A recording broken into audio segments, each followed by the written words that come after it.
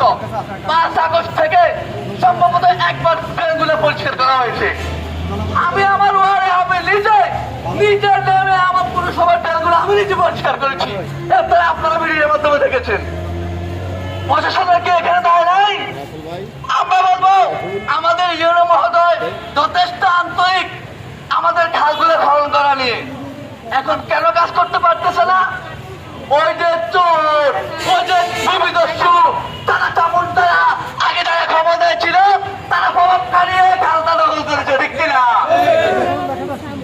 এখন যারা ক্ষমতায় আছে বা আসবে তারাও যদি ক্ষমতা ব্যবহার করতে চায়, এই যে দেখেন যুব সমাজ জেগেছে, আপনাদের কিন্তু এবার আর রক্ষা নাই।